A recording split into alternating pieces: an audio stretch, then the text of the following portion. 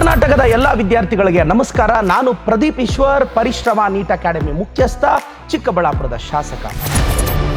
ನನ್ನ ಅನುಭವ, previous years questions ಇವೆಲ್ಲ ನೋಡಿ ಒಂದೊಂದು ಚಾಪ್ಟ್ರಲ್ಲಿ ಒಂದಷ್ಟು, ಈ ಚಾಪ್ಟ್ರಲ್ಲಿ ಒಂದು 10 ಕಾನ್ಸೆಪ್ಟ್ಸ್ನ ನಾನು ಪ್ರಿಡಿಕ್ಟ್ ಮಾಡಿದ್ದೀನಿ.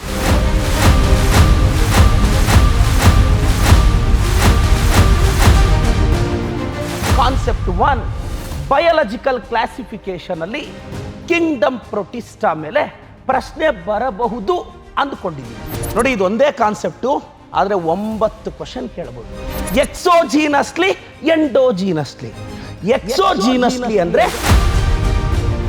ನಾನು 10 ಕಾನ್ಸೆಪ್ಟ್ ಅಲ್ಲಿ ಸರಿಸುಮಾರು 70 ಕ್ವಶನ್ ಈ ವರ್ಷ ಪ್ರಿಡಿಕ್ಟ್ ಮಾಡ್ತಿದ್ದೀನಿ. 20 ಕ್ವಶನ್ ಈ ವರ್ಷ ಪ್ರಿಡಿಕ್ಟ್ ಮಾಡ್ತೀನಿ. AP algal component is called phycobiont, fungal component is called mycobiont. Class ರೂಮಲ್ಲಿ ಯಾರು ಬೇಕಾದ್ರೂ ಆನ್ಸರ್ ಹೇಳ್ತಾರೆ ಮಗ, ಎಕ್ಸಾಮಲ್ಲಿ ಹೇಳ್ಬೇಕಲ್ಲ, ಅವನ್ನ ಟಾಪ್ ಅಂತ ಕರೀತಾರೆ.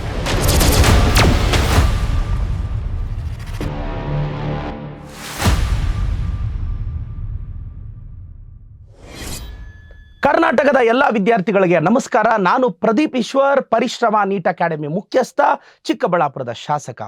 ನೀಟ್ 2025ಗೆ ಸರ್ ಪ್ಯಾಟರ್ನ್ ಚೇಂಜ್ ಆಗುತ್ತಾ ಗೊತ್ತಿಲ್ಲ, ಪೇಪರ್ ಟಫ್ ಬರುತ್ತಾ ಗೊತ್ತಿಲ್ಲ, ಈಸಿ ಬರುತ್ತಾ ಗೊತ್ತಿಲ್ಲ, ಪೇಪರ್ ಅಂತೂ ಬರುತ್ತೆ. ಇದು ತಲೆಯಲ್ಲಿ ಇಟ್ಕೋಬೇಕು. ಪೇಪರ್ ಹೇಗೆ ಬಂದರೂ ಡಾಕ್ಟರ್ ಆಗಬೇಕು ಅಂದರೆ ಬರೀಲೇಬೇಕು. ಇದಂತೂ ಸತ್ಯ ಅಲ್ವಾ? ಹಾಗಾದರೆ ಬನ್ನಿ, ನಾನು ನಿಮ್ಗೆ ಏನು ಮಾಡಿದ್ದೀನಿ, ಪ್ರತಿ ಚಾಪ್ಟ್ರಲ್ಲೂ ಈ ವರ್ಷ ಎಕ್ಸ್ಪೆಕ್ಟೆಡ್ ಕ್ವಶನ್ಸ್ ಅಂದರೆ ಬರಬಹುದು ಎನ್ನಲಾದ ಪ್ರಶ್ನೆಗಳನ್ನ ಡಿಸ್ಕಸ್ ಮಾಡ್ತೀನಿ. ನನ್ನ ಅನುಭವ, ಪ್ರೀವಿಯಸ್ ಇಯರ್ಸ್ ಕ್ವಶನ್ಸ್ ಇವೆಲ್ಲ ನೋಡಿ ಒಂದೊಂದು ಚಾಪ್ಟ್ರಲ್ಲಿ ಒಂದಷ್ಟು, ಈ ಚಾಪ್ಟ್ರಲ್ಲೂ ಒಂದು 10 ಕಾನ್ಸೆಪ್ಟ್ಸ್ನ ನಾನು ಪ್ರಿಡಿಕ್ಟ್ ಮಾಡಿದ್ದೀನಿ. ಚಲೋ, ಈಗ ನೋಡೋಣ. ಕಾನ್ಸೆಪ್ಟ್ 1, ಬಯಾಲಜಿಕಲ್ ಕ್ಲಾಸಿಫಿಕೇಶನ್ ಅಲ್ಲಿ ಕಿಂಗ್ಡಮ್ ಪ್ರೊಟಿಸ್ಟಾ ಮೇಲೆ ಪ್ರಶ್ನೆ ಬರಬಹುದು ಅಂದ್ಕೊಂಡಿದ್ದೀನಿ. ಸೊ ಈ ಪ್ರೊಟಿಸ್ಟಾ ಇಂಟ್ರಡಕ್ಷನ್ ಅಲ್ಲಿ ಏನು ಕೇಳಬಹುದು? Kingdom protista well defined boundaries are absent. ಇದು ಬಹಳ ಮುಖ್ಯ. Well defined boundaries are absent in ಅಂತ ಕೇಳಿದ್ರೆ ಕಿಂಗ್ಡಮ್ ಪ್ರೊಟಿಸ್ಟಾ. ಸರ್ ಹಂಗಂದ್ರೆ ಏನು ಸರ್? ನೋಡಿ, ಈ ಪ್ರೊಟಿಸ್ಟಾ ಅಲ್ಲಿರೋ ಆರ್ಗ್ಯಾನಿಸಮ್ಸು ಕೆಲವು ಪ್ಲಾಂಟ್ ತರ ಅನ್ನಿಸ್ತವೆ, ಕೆಲವು ಅನಿಮಲ್ ತರ ಅನ್ನಿಸ್ತವೆ. ಇವತ್ತಿಗೂ ಇದನ್ನ connecting link between plant and animal kingdom ಅಂತೀವಿ. ಸೊ ಇದು ಎಕ್ಸಾಕ್ಟ್ ಇದು ಪ್ಲಾಂಟು, ಇದು ಎಕ್ಸಾಕ್ಟ್ ಇದು ಅನಿಮಲ್ಲು, ಇದು ಎಕ್ಸಾಕ್ಟ್ ಪ್ರೊಟಿಸ್ಟಾ ಅಂತ ಹೇಳಕ್ಕಾಗಲ್ಲ. ಸೊ ಆ ಕಾರಣಕ್ಕೆ well defined boundaries are absent ಅಂತ ನಾವು ಹೇಳೋದು. ಅದು protista. Members are primarily aquatic, ಬಹಳ ಮುಖ್ಯ. ಅಂದ್ರೆ ಈ ಪ್ರೊಟಿಸ್ಟಾ ಅಲ್ಲಿರೋ ಮೆಂಬರ್ಸು ಸಹಜವಾಗಿ ಆಕ್ವಾಟಿಕ್ ಅಂದ್ರೆ ನೀರಿನಲ್ಲಿ ಇರ್ತವೆ. So which of the following kingdom is primarily aquatic ಅಂದ್ರೆ protista. Well defined boundaries are absent in protista. Some have flagellar cilia, ಎಲ್ಲದರಲ್ಲೂ ಇರಲ್ಲ ಮಗ. Some have flagella or cilia ಅಂದ್ರೆ ಒಂದು ಕಡೆಯಿಂದ ಇನ್ನೊಂದು ಕಡೆ ಹೋಗೋದಿಕ್ಕೆ ಸಹಾಯ ಮಾಡುತ್ತೆ. ಯೂನಿಸೆಲ್ಯುಲಾರ್ ಯೂಕ್ಯಾರಿಯೋಟ್ಸ್, ಇದು ಎಕ್ಸ್ಪೆಕ್ಟೆಡ್ ಬರಬಹುದು ಅಂತ ಭಾವಿಸಿದ್ದೀನಿ. ಯೂನಿಸೆಲ್ಯುಲಾರ್ ಯೂಕ್ಯಾರಿಯೋಟ್ಸ್ ಅಂದ್ರೆ ನೋಡಿ, ಬೇರೆದ್ರಲ್ಲಿ out of 5 kingdoms, plantae, animalia, protista, monera, ಫಂಗೈಯಲ್ಲಿ 4 ಕಿಂಗ್ಡಮ್ಸ್ ಯೂಕ್ಯಾರಿಯೋಟ್ಸ್, ಮೊನೇರಾ, ಪ್ರೊಕ್ಯಾರಿಯೋಟ್ಸ್. ಅದರಲ್ಲಿ ಯೂನಿಸೆಲ್ಯುಲಾರ್ ಯೂಕ್ಯಾರಿಯೋಟ್ಸ್ ಪ್ರೊಟಿಸ್ಟಾಲಿರುತ್ತೆ. ಈಗ 4 ಕ್ವಶನ್ ಕೇಳ್ಬೋದು ಮಗ. Well defined boundaries are absent in protista. Which of the following kingdom is primarily aquatic? Protista. Some of the members of flagellar cilia, Protista. Unicellular eukaryotes are placed in Protista. ಇದು expected 4 ಪ್ರಶ್ನೆಗಳು ಬರಬಹುದು ಎಂದು ಅನ್ಕೊಂಡಿದ್ದೀನಿ. ಈಗ next ಈ ಚಾಪ್ಟ್ರಲ್ಲಿ concept 2 ಬಹಳ ಮುಖ್ಯ. ನೋಡಿ, ಇದು ಒಂದೇ ಕಾನ್ಸೆಪ್ಟು, ಆದರೆ 9 ಕ್ವಶನ್ ಕೇಳಬಹುದು. ಮ್ಯಾಚ್ ದ ಫಾಲೋಯಿಂಗ್ ತರ ಕೇಳಬಹುದು, ಇಲ್ಲ 1 ವರ್ಡ್ ಆನ್ಸರ್ ತರ ಕೇಳಬಹುದು, ಅಂದ್ರೆ ಸ್ಟ್ರೈಟ್ ಅವೇ. ಈಗ ಗೋಲ್ಡನ್ ಆಲ್ಗೆನ ಡೆಸ್ಮಿಟ್ಸ್ ಅಂತ ಕರಿತೀವಿ. ಸರ್ ಗೋಲ್ಡನ್ ಆಲ್ಗೆ ಎಲ್ಲಿರುತ್ತೆ ಸರ್? ನೋಡಪ್ಪ, ಕಿಂಗ್ಡಮ್ ಪ್ರೊಟಿಸ್ಟಾನ 4 ಡಿವಿಷನ್ಸ್ ಆಗಿ ಡಿವೈಡ್ ಮಾಡ್ತೀವಿ. Chrysophytes, dinoflagellates, euglenoids, slime moulds. ಇದು NEET question. Before last year kingdom protista is divided into ಅಂತ ಡೈರೆಕ್ಟ್ ಕ್ವಶನ್ ಕೇಳಿದ್ರು. ಸೊ ಆ ಕ್ರಿಸೋಫೈಟ್ಸ್ ಅಲ್ಲಿ ಡಯಟಮ್ಸ್ ಅಂಡ್ ಗೋಲ್ಡನ್ ಆಲ್ಗೆ ಅಂತ ಬರುತ್ತೆ. ಆ ಗೋಲ್ಡನ್ ಆಲ್ಗೆಗೆ ಇನ್ನೊಂದು ಹೆಸರೇ ಡೆಸ್ಮಿಡ್. ಗೋಲ್ಡನ್ ಆಲ್ಗೆಗೆ ಇನ್ನೊಂದು ಹೆಸರೇ ಡೆಸ್ಮಿಡ್. ನೆಕ್ಸ್ಟ್ ಬಂದ್ರೆ ಗಾನ್ಯುಲಿಕ್ಸ್ ಈಸ್ ಕಾಲ್ಡ್ ರೆಡ್ ಡೈನೋಫ್ಲಾಜೆಲೇಟ್. ನಾನು ಹೇಳಿದೆ ಕ್ರಿಸೋಫೈಟ್ಸ್ ಆದ್ಮೇಲೆ ಡೈನೋಫ್ಲಾಜೆಲೇಟ್ ಬರುತ್ತೆ. ಆ ಡೈನೋಫ್ಲಾಜೆಲೇಟ್ ಅಲ್ಲಿ ರೆಡ್ ಡೈನೋಫ್ಲಾಜೆಲೇಟ್ ಎಕ್ಸಾಂಪಲ್ ಗಾನ್ಯುಲಿಕ್ಸ್. ಸಮುದ್ರದ ಅಲೆಗಳು ನಮಗೆ ಕೆಂಪಾಗಿ ಕಾಣುತ್ತೆ ಸಮಟೈಮ್ಸ್. ಸೊ ಆ ರೆಡ್ ಟೈಟ್ಸ್ ಅನ್ನ ಕಾಸ್ ಮಾಡೋದೆ gonyaulax. Red tides in the ocean are caused by gonyaulax, which is an example for red dinoflagellate. ಅವ್ರು ಕೇಳ್ಬೋದು ರೆಡ್ ಡೈನೋಫ್ಲಾಜೆಲೇಟ್ ಯಾವುದು? Gonyaulax. Next saprophytic protista, slime moulds. Straight away question ಮಗ. Sir saprophytic ಅಂದ್ರೆ ಏನ್ sir? Dead organic matter ಮೇಲೆ survive ಆಗೋದು, ಅದು saprophytic protista. Example slime mould. Primitive relatives of animals ಅಂದ್ರೆ ತುಂಬಾ ಹಿಂದೆ protozoa, they are called primitive relatives of animals. Next sleeping sickness is caused by trypanosoma. ಅಂದ್ರೆ ನೀವು ಓದೋವಾಗ ನಿದ್ದೆ ಬರುತ್ತಲ್ಲ ಅದಲ್ಲ. ಓದೋವಾಗ ನಿದ್ದೆ ಬರುತ್ತಲ್ಲ, ಈಗೂ ವಿಡಿಯೋ ನೋಡ್ತಾ ನೋಡ್ತಾ ನಿದ್ದೆ ಮಾಡ್ತಿರಲ್ಲ ಅದಲ್ಲ, ಇದು ಬೇರೆ. Sleeping sickness is caused by trypanosoma. ಇದು ಬಹಳ ಮುಖ್ಯ. Staggering effect on human population, malaria. Malaria ಈ ಚಾಪ್ಟರ್ ಅಲ್ಲಿ ಕ್ರಿಸೋಫೈಟ್ಸ್ ಇದು ಪ್ರೊಟಿಸ್ಟ್ ಹೆಡ್ಡಿಂಗ್ ಅಲ್ಲಿ ಲಾಸ್ಟ್ ಅಲ್ಲಿ ಇದೆ. ಮತ್ತೆ ಸ್ಯಾಕ್ ಫಂಗೈ ಅಂತ ಆಸ್ಕೋಮೈಸಿಟಿಸ್ ನ ಕರಿತೀವಿ. ಪ್ಯಾರಾಸೈಟಿಕ್ ಫಂಗೈ ಆಲ್ಬುಗೋ ಪಸಿನಿಯಾನ ರಸ್ಟ್ ಫಂಗಸ್ ಅಂತ ಕರಿತೀವಿ. ನೋಡ್ ಮಗ, ಗೋಲ್ಡನ್ ಆಲ್ಗೆನ ಡೆಸ್ಮಿಡ್ ಅಂತ ಕರಿತೀವಿ. ಗಾನ್ಯುಲಿಕ್ಸ್ ರೆಡ್ ಡೈನೋಫ್ಲಾಜೆಲೇಟ್ ಆಗಿ ಎಕ್ಸಾಂಪಲ್. ಸ್ಯಾಪ್ರೋಫೈಟಿಕ್ ಪ್ರೊಟಿಸ್ಟಾ ಅಂದ್ರೆ slime mould. Primitive relatives of animal protozoa. Sleeping sickness caused by trypanosoma. Staggering effect on human population malaria. Sac fungi ಅಂತ ಆಸ್ಕೋಮೈಸಿಟಿಸ್ ನ ಕರಿಸ್ತೀವಿ. ಪ್ಯಾರಾಸೈಟಿಕ್ ಫಂಗೈ ಅಂದ್ರೆ ಪ್ಯಾರಾಸೈಟಿಕ್ ಅಂದ್ರೆ ಇನ್ನೊಂದಕ್ಕೆ ಕಾಯಿಲೆ ತರಿಸೋದು. ಆಲ್ಬುಗೋ ಪಸಿನಿಯಾ ಬಂದು ರಸ್ಟ್ ಫಂಗಸ್. ನೋಡಿ ಇದರಲ್ಲಿ 9 ಕ್ವಶನ್ ಕೇಳಬಹುದು. 9 ಕ್ವಶನ್ ಕೇಳಬಹುದು. ಹಾಗೆ ಬಂದ್ರೆ ಕಾನ್ಸೆಪ್ಟ್ 3 ಬಹಳ ಮುಖ್ಯ. ಕಿಂಗ್ಡಮ್ ಫಂಗೈಯಲ್ಲಿ ಫೈಕೋಮೈಸಿಟಿಸ್, ಆಸ್ಕೋಮೈಸಿಟಿಸ್, ಬೆಸಿಡಿಯೋಮೈಸಿಟಿಸ್, ಡ್ಯೂಟರೋಮೈಸಿಟಿಸ್ ಓದ್ಕೊಂಡು ಹೋಗಿರ್ತೀರಾ. ಆದರೆ ಅದು ಕನ್ಫ್ಯೂಸ್ ಆಗುತ್ತೆ. ಎಕ್ಸೋಜೀನಸ್ಲಿ, ಎಂಡೋಜೀನಸ್ಲಿ. ಎಕ್ಸೋಜೀನಸ್ಲಿ ಅಂದ್ರೆ ಹೊರಗಡೆ, ಎಂಡೋಜೀನಸ್ಲಿ ಅಂದ್ರೆ ಒಳಗಡೆ.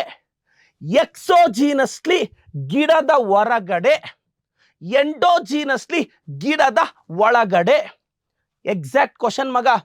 ಬೆಸಿಡಿಯೋಸ್ಪೋರ್ಸ್ ಆರ್ ಎಕ್ಸೋಜೀನಸ್ಲಿ ಪ್ರೊಡ್ಯೂಸ್ಡ್, ಆಚೆ. ಬೆಸಿಡಿಯೋಸ್ಪೋರ್ಸ್ ಆರ್ ಹೆಂಗ್ ನೆನ್ಪಿಟ್ಕೊಳ್ಳೋದು sir? Basidiospores code word bus. Bus ನಿಮ್ಮ ಮನೆಯಲ್ಲಿರುತ್ತಾ ಆಚೆ ಇರುತ್ತಾ? ಆಚೆ ಇರುತ್ತೆ ತಾನೆ. ಸೊ ಬಸ್ ಆಚೆ ಇರುತ್ತೆ, ಬೆಸಿಡಿಯೋಸ್ಪೋರ್ಸ್ ಆಚೆ ಇರುತ್ತೆ, ಎಕ್ಸೋಜೀನಸ್ಲಿ ಪ್ರೊಡ್ಯೂಸ್ಡ್. ಈಗ ಹೇಳ ಮಗ, ಬೆಸಿಡಿಯೋಸ್ಪೋರ್ಸ್ ಆರ್ ಎಕ್ಸೋಜೀನಸ್ಲಿ ಪ್ರೊಡ್ಯೂಸ್ಡ್. ಆಸ್ಕೋಸ್ಪೋರ್ಸ್ ಪ್ರೊಡ್ಯೂಸ್ ಎಂಡೋಜೀನಸ್ಲಿ, ಒಳಗಡೆ ಪ್ರೊಡ್ಯೂಸ್ ಆಗುತ್ತೆ. ಆಸ್ಕೋಸ್ಪೋರ್ಸ್ ಹಿಂಗ್ ನೆನ್ಪಿಟ್ಕೋ. ನಿಮ್ಮ ಮನೆಯಲ್ಲಿ ಕತ್ತೆ ಸಾಕೊಂಡಿದ್ದೆ ನೀನು, ಕತ್ತೆಯಲ್ಲಿತ್ತು, ಮನೆಯಲ್ಲಿತ್ತು. ಆಸ್ಕೋಸ್ಪೋರ್ಸ್ produce ಎಂಡೋಜೀನಸ್ಲಿ. Basidiospores are produced exogenously. Ascospores produced endogenously. Neurospora expected maga. Used in biochemical and genetic work. Tumba biochemical genetic work ge neurospore na ಬಳಸ್ತಾರೆ. Conidia produced exogenously. ನೋಡಪ್ಪ, bus ಆಚೆ ಇತ್ತು, ಬೆಸಿಡಿಯೋಸ್ಪೋರ್ಸ್ ಆರ್ ಎಕ್ಸೋಜಿನಸ್ಲಿ ಪ್ರೊಡ್ಯೂಸ್ಡ್. ಕತ್ತೆ ಮನೆಯಲ್ಲಿತ್ತು, ascospores endogenously produced. Conidia cone ice cream ಅಂಗಡಿಯಲ್ಲಿ ಸಿಗುತ್ತೆ. Ice cream ಅಂಗಡಿ ಆಚೆ ಇರುತ್ತೆ ಸಾನೆ. So conidia cone ice cream ಆಚೆ ಸಿಕ್ತು, conidia exogenously produced. Morels and truffles are edible. Sir edible ಅಂದ್ರೆ ಏನ್ ಸರ್? ತಿನ್ನಲು ಯೋಗ್ಯವಾದ. ಈ ಮಾರಲ್ಸ್ ಅಂಡ್ ಟ್ರಫಲ್ಸ್ನ ತಿಂತಾರೆ. ಅಗೇನ್ 4 ಕ್ವಶನ್ ಮಗ. Basidiospores exogenously produced, ascospores endogenously produced, neurospora used in biochemical and genetic work, Conidia cone ice cream ಆಚೆ ತಿಂದ exogenously produced, morels and truffles are edible. Morels and truffles are edible. Next, again ಬಹಳ important. ನಾನು 10 ಕಾನ್ಸೆಪ್ಟಲ್ಲಿ ಸರಿಸುಮಾರು 70 question ಈ ವರ್ಷ predict ಮಾಡ್ತಿದ್ದೀನಿ. You are somewhere learning 70 expected questions.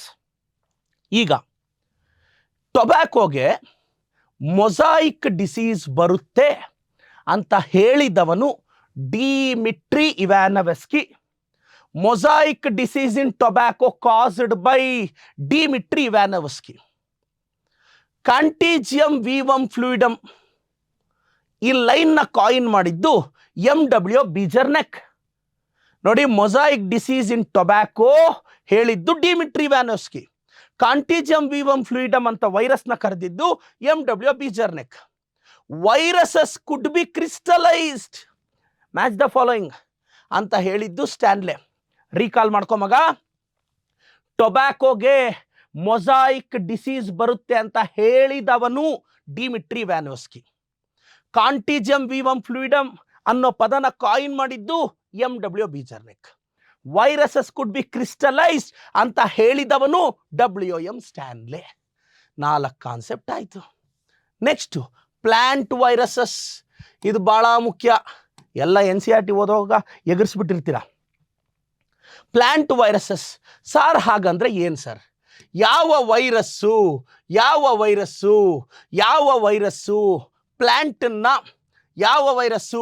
ಪ್ಲ್ಯಾಂಟನ್ನ infect ಮಾಡುತ್ತೋ ಅದನ್ನ plant viruses ಅಂತ ಕರಿತೀವಿ. Virus which infect plant are called plant viruses. ನೋಡಪ್ಪ, ಇದೊಂದು ವೈರಸ್, ಇದು ಪ್ಲಾಂಟ್ನ ಇನ್ಫೆಕ್ಟ್ ಮಾಡುತ್ತೆ, ಅದಕ್ಕೆ ಇದು ಪ್ಲಾಂಟ್ ವೈರಸಸ್. ಆ ಪ್ಲಾಂಟ್ ವೈರಸಸ್ ಅಲ್ಲಿ ಜೆನೆಟಿಕ್ ಮೆಟೀರಿಯಲ್ ಹೆಂಗಿರುತ್ತೆ? Single standard RNA. Plant viruses ಅಲ್ಲಿ single standard RNA genetic material ಆಗಿರುತ್ತೆ. Genetic material in plant viruses single standard RNA. ಈಗ ಕಾನ್ಸೆಪ್ಟ್ 5 ಆದ ನಂತರ ಕಾನ್ಸೆಪ್ಟ್ 6, ಅನಿಮಲ್ ವೈರಸಸ್. ನೋಡಿ, ವೈರಸಸ್ ವಿಚ್ ಇನ್ಫೆಕ್ಟ್ ಅನಿಮಲ್. ಯಾವ ವೈರಸ್ಸು ಅನಿಮಲ್ ಅನ್ನ ಇನ್ಫೆಕ್ಟ್ ಮಾಡುತ್ತದೋ ಅದು animal viruses. So animal viruses ಅಲ್ಲಿ ಜೆನೆಟಿಕ್ ಮೆಟೀರಿಯಲ್ ಯಾವುದು sir? Single standard RNA or double standard RNA or double standard DNA. Expected animal viruses ಅಲ್ಲಿ genetic material single standard RNA ಆಗಿರಬಹುದು, double standard RNA ಆಗಿರಬಹುದು, ಅಥವಾ double standard DNA ಆಗಿರಬಹುದು. ಆರದು and ಅಂದರೆ ಎಲ್ಲ ಆಗೋಗುತ್ತೆ. Genetic material in animal viruses single standard RNA or double standard RNA or double standard DNA. ಇದು expected, guarantee ಕೇಳ್ತಾರೆ. Next, bacteriophage. ಇದು ಬಹಳ ಮುಖ್ಯ. ತುಂಬ ಜನಕ್ಕೆ ಬ್ಯಾಕ್ಟೀರಿಯೋಪೇಜ್ ಅಂದರೆ ಬ್ಯಾಕ್ಟೀರಿಯಾ ಅನ್ಕೊಂಡಿರ್ತಾರೆ. ಅಲ್ಲ, ಬ್ಯಾಕ್ಟೀರಿಯೋಪೇಜ್ ಅಂದರೆ ಅದು ವೈರಸ್ಸು. ಅದೇನು ಸರ್ ಹಿಂಗೆ ಹೇಳ್ತೀರಾ? ಸಪೋಸ್ ಇದು ವೈರಸ್ಸು. ಈ ವೈರಸ್ಸು ಬ್ಯಾಕ್ಟೀರಿಯಾನ ಇನ್ಫೆಕ್ಟ್ ಮಾಡುತ್ತೆ.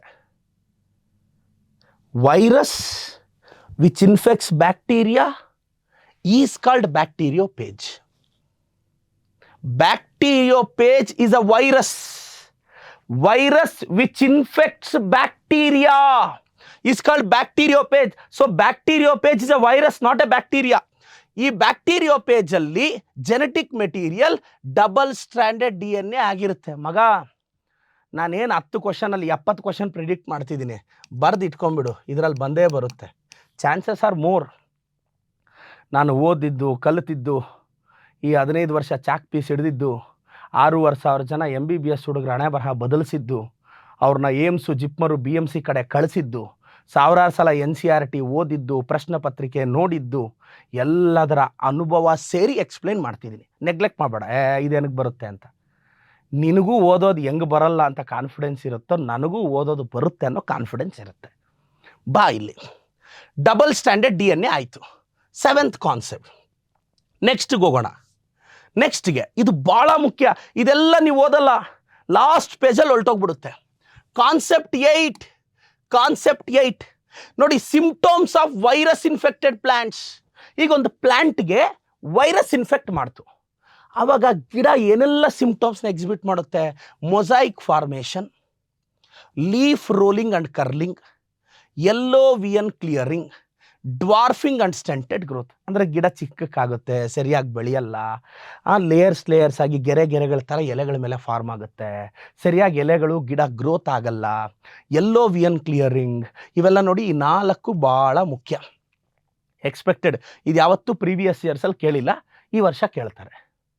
C, symptoms of virus infected plant: mosaic formation, leaf rolling and curling, yellow vein clearing, dwarfing and stunted growth. ಇದು ಪ್ರಿಡಿಕ್ಟೆಡ್. ನೆಗ್ಲೆಕ್ಟ್ ಮಾಡಬೇಡ ಮಗ, ಸಾಧ್ಯ ಆದರೆ ಇದನ್ನೆಲ್ಲ ನೋಟ್ಸ್ ಮಾಡ್ಕೋ. ವೈರಾಯ್ಡ್ಸ್, ಇದು ಪ್ರೀವಿಯಸ್ ಇಯರ್ ಕೇಳಿದ್ದಾರೆ, ಅದಕ್ಕೆ ಡಬಲ್ ಪ್ರಿಡಿಕ್ಟ್ ಮಾಡ್ತಾ ಇದ್ದೀವಿ. ಸರ್, ವೈರಾಯ್ಡ್ ಅಂದರೆ ಏನು ಸರ್? RNA ಅದ್ರ ಪಾಡ್ಗೆ ಅದಿರುತ್ತೆ, ಅದ್ರ ಸುತ್ತು ಏನೂ ಇರಲ್ಲ. ವೈರಸ್ಸಲ್ಲಿ ಏನಾಗುತ್ತೆ ಗೊತ್ತಾ ಮಗ? RNA ಸುತ್ತು ಪ್ರೋಟೀನ್ ಕೋಟ್ ಇರುತ್ತೆ. RNA ಅದ್ರ ಸುತ್ತು ಪ್ರೋಟೀನ್ ಕೋಟ್ ಇದ್ದರೆ ಅದು ವೈರಸ್. ಅಂದರೆ ಜೆನೆಟಿಕ್ ಮೆಟೀರಿಯಲ್ ಸುತ್ತು ಪ್ರೋಟೀನ್ ಕೋಟ್ ಇದ್ದರೆ ವೈರಸ್. ಪ್ರೋಟೀನ್ ಕೋಟ್ ಇಲ್ಲದೆ ಅದ್ರ ಪಾಡ್ಗೆ ಅದು ಜೆನೆಟಿಕ್ ಮೆಟೀರಿಯಲ್ ಇದ್ದರೆ ವೈರಾಯ್ಡ್ ಅಲ್ಲಿ ಪ್ರೋಟೀನ್ ಕೋಟ್ ಇರಲ್ಲ, ಅದ್ರ ಪಾಡ್ಗೆ ಜೆನೆಟಿಕ್ ಮೆಟೀರಿಯಲ್ ಇರುತ್ತೆ, ಅದಕ್ಕೆ ಫ್ರೀ RNA ಅಂತ ಕರೀತಾರೆ. ಅದ್ರ ಪಾಡ್ಗೆ ಅದಿರುತ್ತೆ, ಅದ್ರ ಸುತ್ತು ಏನಿರಲ್ಲ. ಸೊ ಈ ವೈರಾಯ್ಡ್ನ ಕಂಡುಹಿಡಿದಿದ್ದು TO ಡೈನರ್ ಅಂತ. TO Diener discovered viroids. It consist of free RNA. Free RNA ಅಂದರೆ ಅದ್ರ ಪಾಡ್ಗೆ ಅದಿರುತ್ತೆ, ಅದ್ರ ಸುತ್ತು ಏನಿರಲ್ಲ. Causes potato spindle tuber disease. Predicted ಮಗ. Potato spindle tuber disease caused by viroids. Viroids discovered by TO Diner. Viroid consists of free RNA. ಈ RNA ಹೆಂಗಿರುತ್ತೆ ಅಂದರೆ ಲೋ ಮಾಲಿಕ್ಯುಲರ್ ವೆಯ್ಟ್ ಇರುತ್ತೆ. ಅವ್ರು ಹೇಳ್ತಾರೆ high molecular weight, low molecular weight, IR low molecular weight, neither are none of the above. Low molecular weight. ಇದು predicted. Discovered by TO Diner. Free RNA causes potato spindle tuber disease. ಇದು concept 10. ಇದು predicted. ನೆನ್ಪಿಟ್ಕೊಳ್ಳೋದು ಭಾಳ ಮುಖ್ಯ. Class ರೂಮಲ್ಲಿ ಯಾರು ಬೇಕಾದರೂ answer ಹೇಳ್ತಾರೆ ಮಗ, ಎಕ್ಸಾಮಲ್ಲಿ ಹೇಳ್ಬೇಕಲ್ಲ, ಅವನ್ನ ಟಾಪರ್ ಅಂತ ಕರೀತಾರೆ. ಈಗ lichens, they are called indicators of pollution. ಇದೊಂದು ಚೆನ್ನಾಗಿ ಓದ್ಕೊಂಡು ಹೊರಟೋಗಿರ್ತೀವಿ, ಅದು ಬಿಟ್ಟು ಬೇರೆದು ಕೇಳಿದ್ರೆ ಹೋಗೇನೆ ಎಕ್ಸಾಮಲ್ಲಿ. ಇಂಡಿಕೇಟರ್ಸ್ ಆಫ್ ಪೊಲ್ಯೂಷನ್ ಯಾವುದು ಅಂದರೆ ಲೈಚೆನ್ಸ್. ಇಂಡಿಕೇಟರ್ಸ್ ಆಫ್ ಪೊಲ್ಯೂಷನ್ ಅದೆಲ್ಲಾದರೂ ಇದೆ ಅಂದರೆ ಅಲ್ಲಿ ಪೊಲ್ಯೂಷನ್ ಇದೆ ಅಂತ, ಇಲ್ಲ ಅಂದರೆ ಇಲ್ಲ ಅಂತಲ್ಲ. Indicators of pollution.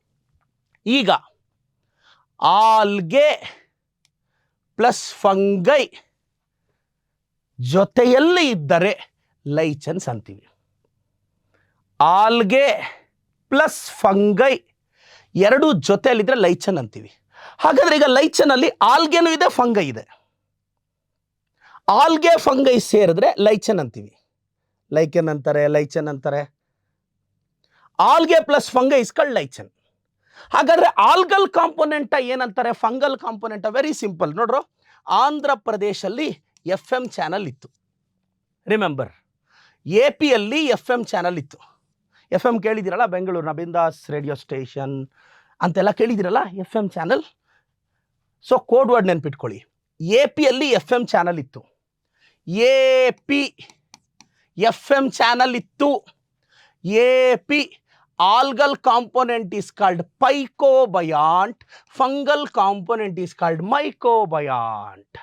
ಈಗ ಹೇಳಿ, AP-ಯಲ್ಲಿ FM ಚಾನಲ್ ಇತ್ತು, algal component is called phycobiont, fungal component is called mycobiont. So 10 concept ಈ ಚಾಪ್ಟರಿಂದ ಪ್ರಿಡಿಕ್ಟ್ ಮಾಡ್ತಿದ್ದೀನಿ.